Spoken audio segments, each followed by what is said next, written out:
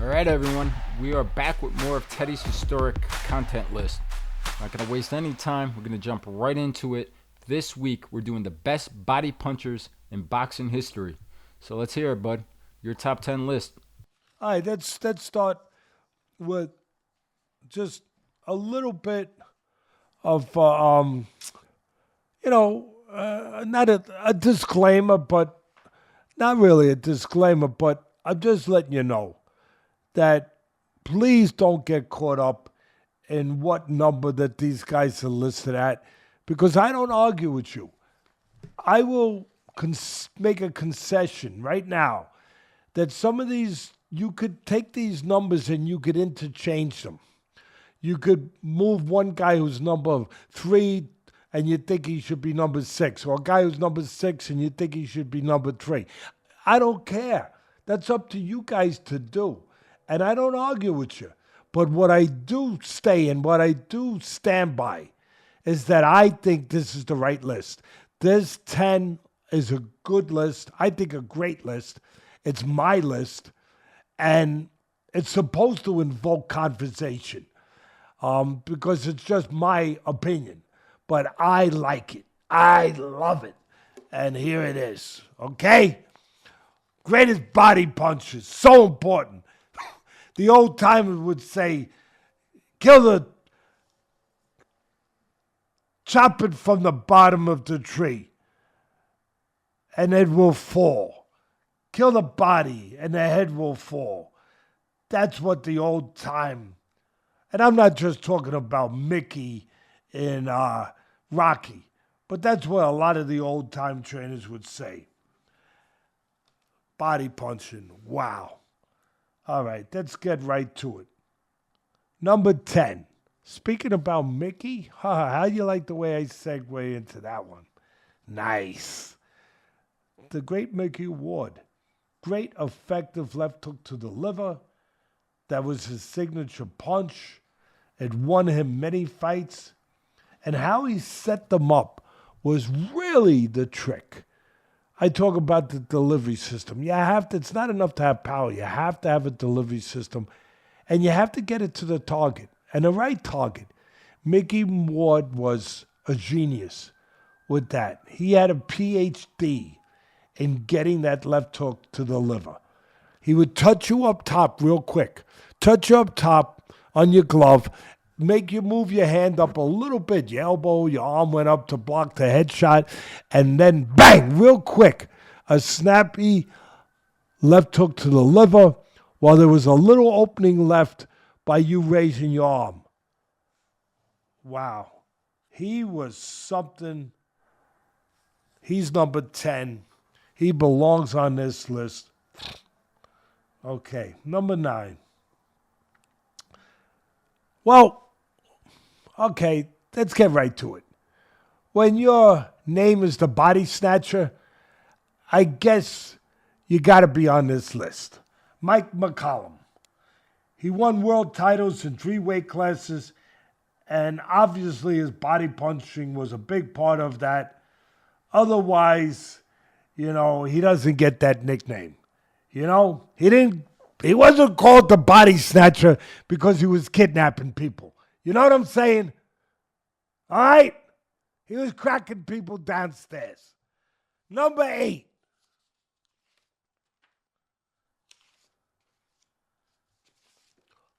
One of the great fighters of all time. One of the greatest Mexican fighters of all time. Julio César Chavez Sr. 107 wins, 6 losses, 2 draws, 86 knockouts. And many of those knockouts came from or was set up by body shots. Number 7. Wow, one of the old timers, one of the pioneers, one of the legends, one of the greats. He had 250 fights. He beat everyone from lightweight to heavyweight. How do you think he did that? He put water in the basement many times. The great Sam Langford. Number 6, the man of steel himself, Tony Zale. Middleweight champ, his right hand to the body. Watch it. Google it. Watch it against Rocky Graciano. His right hand to the body literally would freeze many opponents for his follow-up left hook to the chin. The man of steel, baby. Number 5. Jake LaMotta, the Bronx Bull. Middleweight champ. He didn't have great foot speed, but after he tore you up downstairs, you didn't have great foot speed either. How do you like that one? Number 4. Yeah! I know he's been on a lot of my list, and that's because he belongs on them. 181 fights. But he really,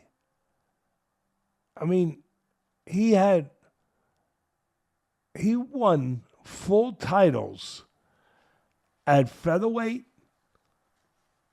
lightweight, welterweight, and then he fought a 15-round draw for the middleweight title, and they robbed him by giving him a draw. These were full weight classes you won titles in. Now, no junior weight classes, no in-between weight classes, full weight classes. When the bell rang, there was one goal along. He went across the ring, he put his head on your chest, and he started working. Body and head. Yeah, who am I talking about? Yeah, the great Henry Armstrong. Hammer and Hank. He was the greatest. Number 3. And man, we are moving, aren't we? We're moving, bud. What, you could even say we're smoking. Yeah, Smoking Joe Frazier. Heavyweight champion. He won all his fights primarily. How great is this? He was like Mario, the greatest reliever of all time. You watched a lot of his games, bud. You saw him win World Series. You were there behind the Yankee dugout with me, watching many of the greatest closest games in the World Series, in the pennant, in all those big championship games. The Sandman. The Sandman, he did it with what? 1 or 2 pitches? 1 pitch? 1 pitch, maybe 2 pitches. A 2 fastball. pitches, the cutter and the four-seam. The cutter and the four-seam. And that was it. Well, Smoking Joe Frazier, he won all his fights primarily with one specific punch. His left hook to the body and a follow-up to the head. I mean, you fought Smoking Joe, you were drinking soup for a week afterwards. Yeah, there you are.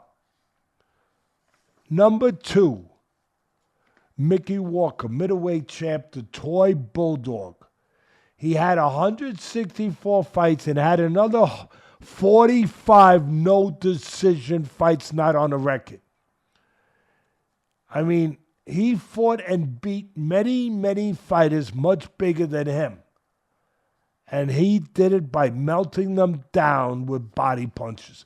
Number 1, if you're an inventor, if you're a pioneer, if you're the guy who created something that many would follow, you got to be number 1. I don't care what year you come from. You got to be number 1. Bob Fitzsimmons, boxing's first 3-weight division world champion and the inventor of the solar plexus punch, which won him the heavyweight title against gentleman Jim Corbett, who had great legs. Great legs. But Bob Fitzsimmons took the air out of the tires with the solar plex punch.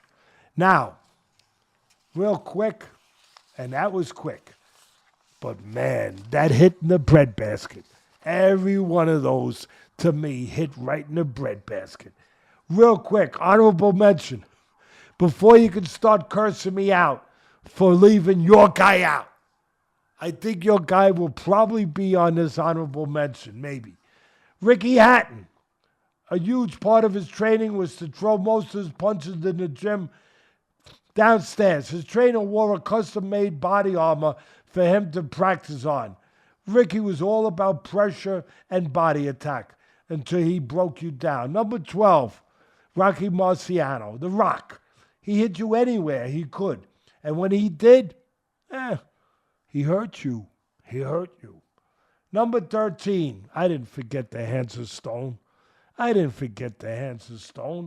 Roberto Duran. He won his first title versus a great boxer, Ken Buchanan. And he did it with a body shot. Or at least somewhere near the body. You know, there's some people that might dispute it a little bit and say it might have been a little north of the border or south of the border. Either way, Roberto Duran beat a lot of guys by going to the body. Number 14, I can't leave out the Mexican fighters, the greatness of their history. Ruben Olivares, he was 89, 13, and 3. The greatest Mexican action fighter ever, in my estimation. And yes, he had 79 knockouts, and many from his body attack. And finally, number 15, maybe the greatest fighter of all time, and so great at so many things that we also forget how great a body puncher he was. Sugar Ray Robinson. The original sweet man. The original sugar man. How you like that list, bud? Who did I leave out, bud? I loved it. I really did. Thoroughly enjoyed it. Miss old Ricky Hatton. God bless him. And Mike McCallum also passed away this year. Mickey Ward, one of my favorites of all time. Who'd you leave out, bud? I'll tell you some names that stick out to me, some of my favorite body punchers watching. First of all, how about the explosive thin man, Alexis Arguello? Yeah.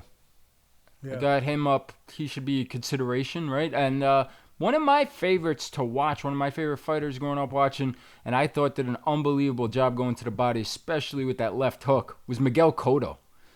Talk about putting water in the basement. He flooded a lot of guys.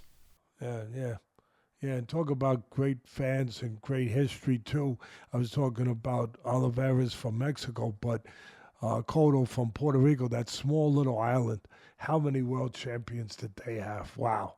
It makes me think, when I think about Puerto Rico and the great champions and the great history of fighters, I think about the Dominican Republic, that little tiny town there that has so many great baseball players. Like, how do they do it? You know what I mean? Like, what is it, in the water? You know? But it's their way out. To a great extent, it's their way of getting out of poverty, of getting to a better place for themselves and their family. But, I like those. That Arguello had a beautiful uppercut to the body, but he had a really nice uppercut, and he did it off the counter quite often. Sometimes he blinded you with the jab, but he also did it off the counter. Those guys are good choices. Yeah, those what stood out. Bernard Hopkins stood out as well. He did some really good work to the body. Obviously, the moment really stands out is the knockout to the body versus Oscar De La Hoya, where he stopped him. And then Triple G. Triple G was an unbelievable body puncher. Many knockouts to the body. I think it was Matthew Macklin he froze and knocked out with a body shot. And with that being said, as I talk about Triple G, think of Canelo. Those 3 fights, Canelo banged the body pretty good. So those are just some names, more recent names of good body punchers that I enjoyed watching. No, you can't argue with that list with those guys, but good job. But they don't get on my list. Not quite. But you know what? All joking aside, yeah, I'm glad you good guys could fit in anywhere on anyone's list except mine. And it's a fun one because you're talking about guys. Yes, we're talking about going to the body, obviously, but they do it different ways, right? Some guys are pinpointing that liver, and other guys are going for the solar plexus. And either way, they can debilitate you. And you've seen that happen many times with a lot of these examples we just gave. That's such a good point. You know, what I would say to that, you're right. From the trainer's perspective, I would say some guys, they swarm you, they wear you down with numbers to the body, with the accumulation of punches to the body, with their pressure over a prolonged period of time, where other guys ended bang with one clean, precise, laser-placed shot to the liver or, to wherever it happens to be. So, yeah, there's different ways of bringing that ability, to the game. Different ways. In a precise way or in a way where you're just bringing a volume until you cave the guy in. Just until you cave the guy in. So, yeah. Absolutely. As you're saying that, and you're a big movie guy, it reminds me of Gangs of New York. What a great movie. But with the butcher, as he's practicing and his slicing and his techniques, he pinpointed those spots. That's what Mickey Ward was with that double left hook, and he pinpointed that liver perfectly. And you brought up a good one there, Bud, too. All of yours was good. But like even Bernard Hopkins, he was a technician. That was Hopkins' strength. He wasn't an overwhelming puncher.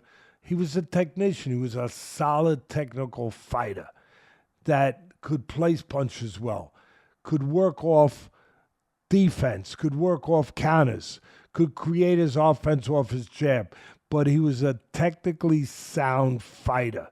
And part of that was going to the body at the right times with the right opponent. When he saw he was fighting a guy that was a little tricky, a little hard to hit, all of a sudden he would adapt to the body. Yeah, absolutely. I really enjoyed it. I hope everybody out there did as well, as always. And we're listening, guys. Let us know. Please comment. Let us know who we're missing. And let us know who should we do or what should we do for our next historic content list. As always, please like, comment, subscribe. Thank you again. We'll see you guys again next week.